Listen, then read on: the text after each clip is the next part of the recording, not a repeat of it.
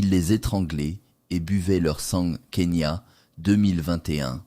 Pendant des mois, plusieurs enfants disparaissent dans la région de Nairobi sans que personne ne fasse le lien. Les familles s'épuisent à chercher, lancent des appels, frappent à toutes les portes. C'est l'une de ces disparitions qui finit par mener la police jusqu'à un homme de 20 ans, Masten Wanjala. Footballeur amateur, il se présentait volontiers comme entraîneur ou organisateur de matchs auprès des plus jeunes. Une couverture idéale pour gagner leur confiance, parfois en promettant des friandises ou une partie de football.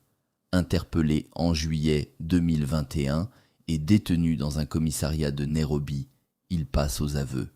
Le récit est insoutenable.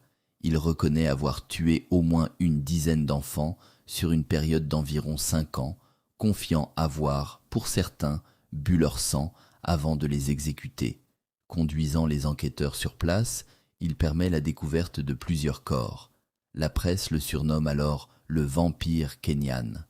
L'affaire prend un tour révoltant en octobre 2021. Profitant, selon les autorités, d'une coupure de courant et de la négligence des agents de garde, Wanjala parvient à s'évader du commissariat où il était toujours en attente d'inculpation. Plusieurs policiers seront poursuivis pour avoir facilité cette fuite. L'homme rejoint alors son village d'origine dans le comté de Bungoma, à des centaines de kilomètres. Il y est reconnu après s'être mêlé à une partie de football avec des enfants du coin. La nouvelle se répand, la rumeur enfle, et la foule, gagnée par la colère et la peur, finit par le lyncher. Il meurt avant d'avoir pu être jugé.